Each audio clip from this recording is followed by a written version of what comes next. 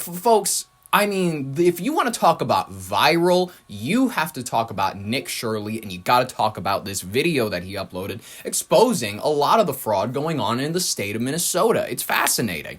Trump, I mean, admittedly, they had to have some sort of response to this. It was so big, even Vice President JD was retweeting this video to share it among the populace. Listen, you can't ignore the situation anymore. It's gone mainstream. It's the cool thing to talk about now. There's no denying it. I'm sorry to say it. It's out in the open. It's there. On December 30th, the United States Department of Health and Human Services, under the Trump administration, announced a total freeze under all federal child care payments to Minnesota. This affects approximately 185 million annually through the Administration for Children and Families, Deputy Secretary Jim O'Neill cited blatant fraud in the state's programs, demanding a comprehensive audit of the daycare centers, including attendance records and inspections. Just you wait. We're going to get to how they're about to dodge that. The decision is followed by a viral video by the influencer Nick Shirley, alleging that several Minneapolis daycare centers, many operated by Somali Americans, just oddly enough, just weird. It's weird that a large amount of them happen to be Somali Americans. They appeared non-operational in the videos, despite receiving millions in funding. HHS also implemented nationwide requirements for justifications, receipts, or even photo evidence for similar payments, and launched a fraud reporting hotline on their website. The freeze builds on long-standing concerns about fraud in Minnesota's social services. We've been covering this for months. If you haven't been a fan of the show, we've been covering this has been happening. We covered when that one lady, the first Hassan lady fell, you know what I mean? She was charged and whatnot. We've been covering how it's been an inadvertent, listen, if it was 90% Norwegian Americans, Norwegian American immigrants doing this sort of stuff, we would say maybe Norway has a problem with fraudsters. I'm just sorry to say it. It's not a bizarre thing to be concerned about. The most prominent case involves the nonprofit Feeding Our Future, which we've talked about, where prosecutors uncovered $250 million to $300 million schemes exploiting federal children nutrition funds during the COVID-19 pandemic. Investigations began in 2021 and 2022 under the Biden administration, leading to charges of over 90 individuals, many of which Somali Americans. The conviction of dozens, including 57 defendants in related cases, separate audits and probes have estimated potential losses exceeding $1 billion across programs since 2018, including Medicaid and child care assistance, though direct links to current child care fraud remain under investigation. Minnesota Governor Tim Walz, he's facing the majority of the backlash from the public. The majority of them are blaming him. You can blame him I don't know, half. I would say half, because he did admittedly take a lot of pride in how loose he made the regulations for getting into this business in the state of Minnesota throughout the COVID-19 pandemic. He was like, we're making it so easy for fellas to get into the child care industry. I don't know that that's one I want people to be making it into that easily, in all honesty. I think it should require years of training in order to do that. Well, the Trump admin, they went ahead, Dumb and Dumber. I love these two. They literally look like two of the same person, where it's this guy, tall guy with glasses, short guy with glasses. They went ahead and they showed up in their nice suits, and they told us that Minnesota, you were shutting your shit down because we're looking into it. Here's the clip directly from them. Hello, I'm HHS Deputy Secretary Jim O'Neill.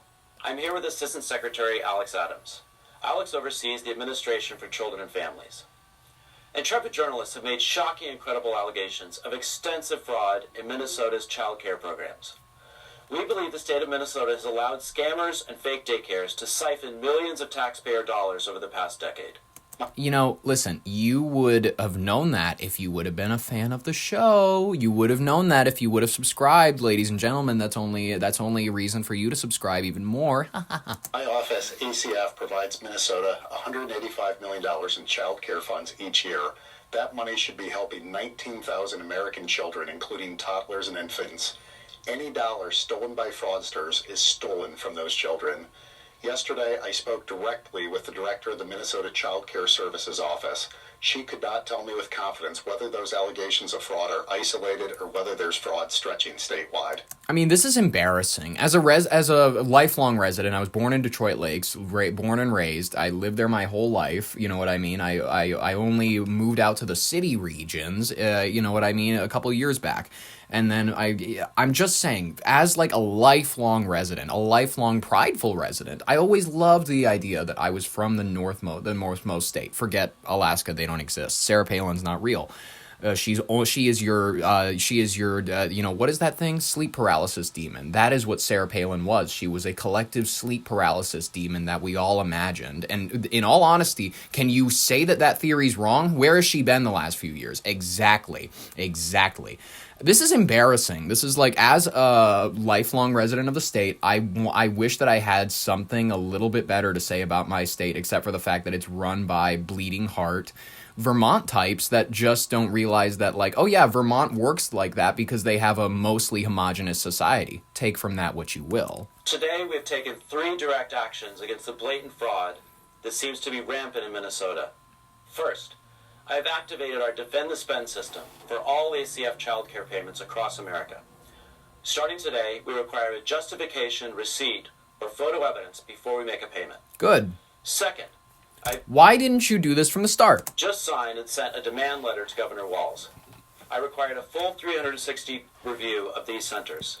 Good. Tim Walz, I'm sorry, I'm not rooting for your third term. Hold his feet to the fire on this one. I don't give a shit that he doesn't own stocks, and oh, he's nice because he eats Dairy Queen, and oh, he's just small town whatever. He's out there for the real folks. No, he's not. He's allowing rampant bullshit to happen across his state. Hold his feet to the fire. You would be mad at Andrew Cuomo. You were mad at him when the old folks home people were dying. It's like, well, he wasn't in there running the facilities himself. This includes attendance records, licenses, complaints, investigations, and inspections.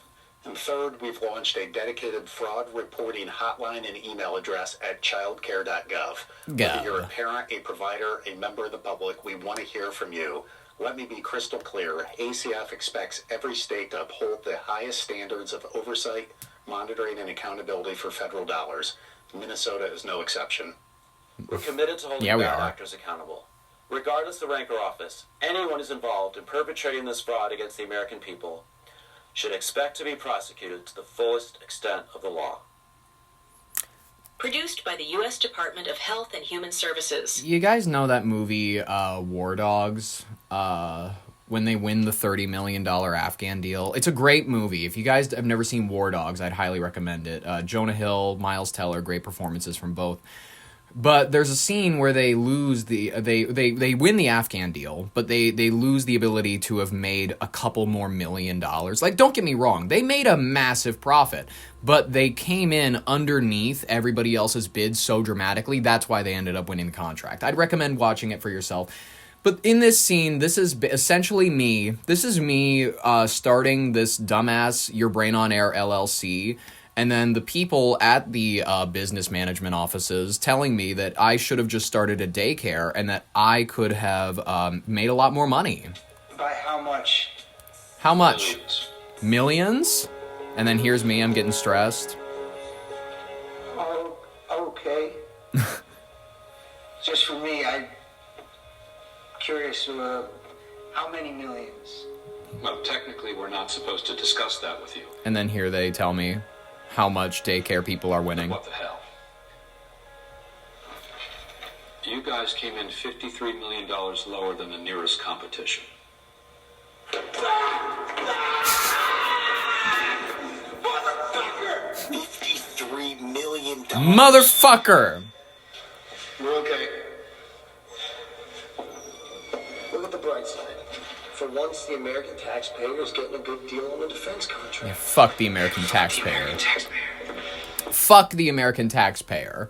Listen, totally agreed. I hear a dog underneath. Listen, I live on the 3rd floor of a building. I hear a goddamn dog howling. I have these horrible. I live with these polyamorous people. They have like a bunch of. I'm pretty sure they own like multiple units in here. But they have this big ass dog and they never take it out. They never fucking.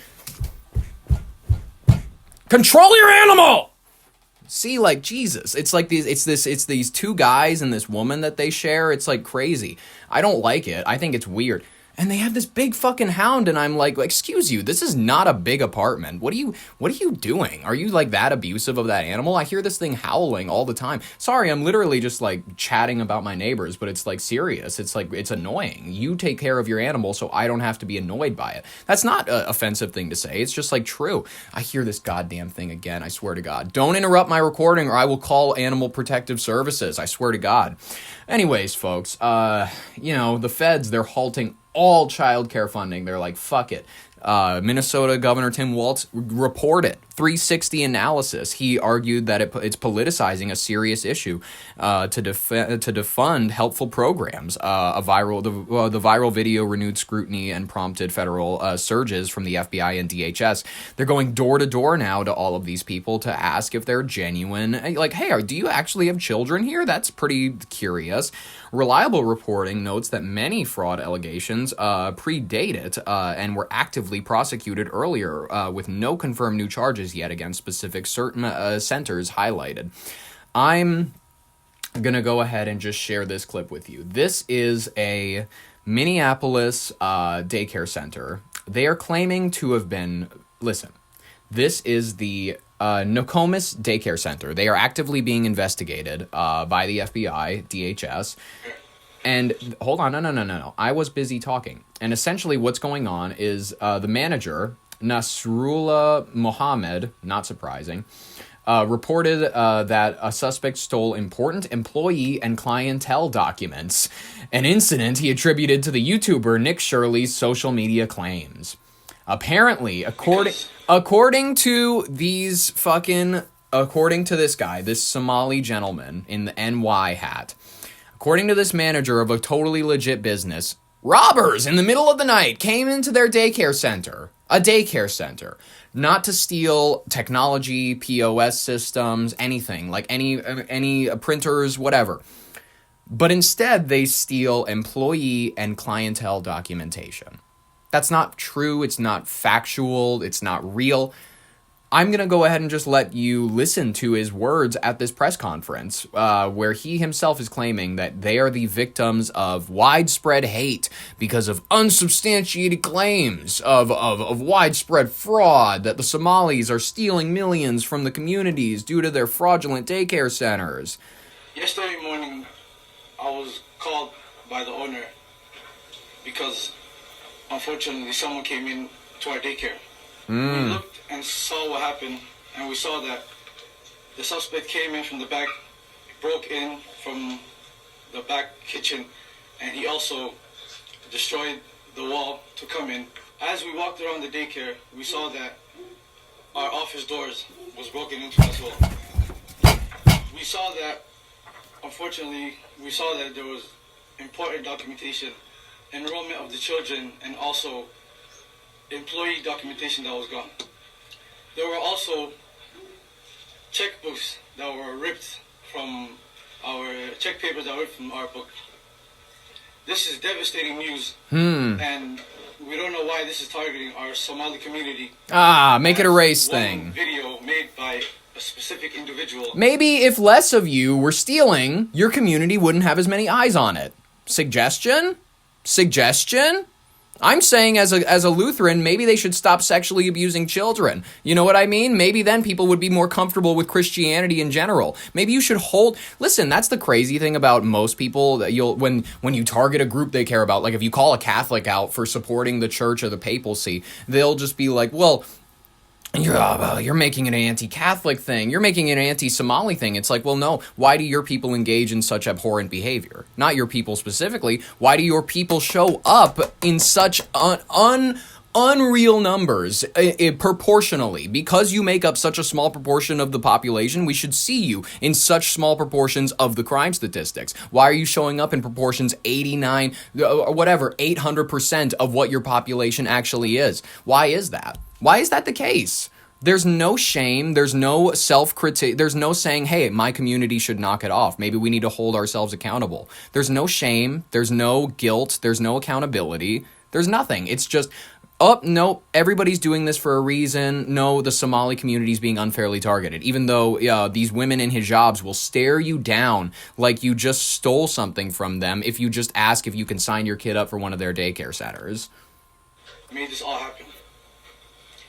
We've been receiving hateful messages through our voice notes threatening us since the past couple of days,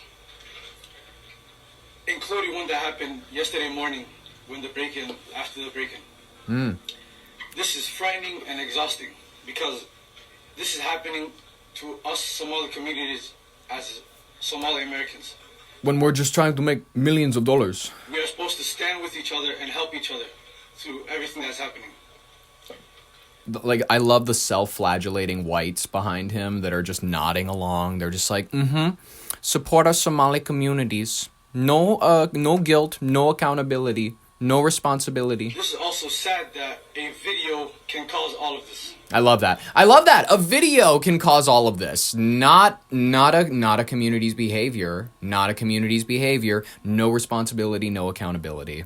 I want to say that there are hundreds of daycares out there, Somali daycares that are out there, and we all help our children and everyone in our community.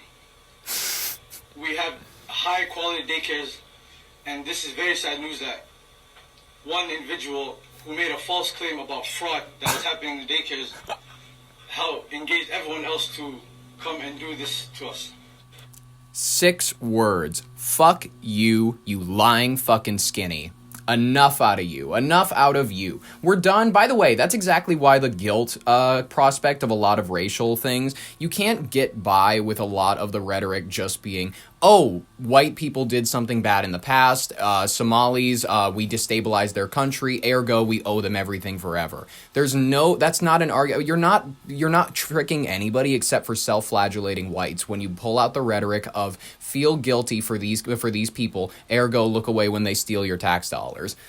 Listen, the only type of people I can see supporting an ideology like that are people who hate themselves. The only people I can see supporting that are people who are polite to a front, polite to the end. They will literally smile at you as you bag up their children and rape their wife and burn down their house. They'll smile at you because it's like, oh, if I don't, I will be revered as someone who's anti-diversity, anti-inclusion, anti the idea that is being promulgated by worldly Tony Blair types. You know what I mean?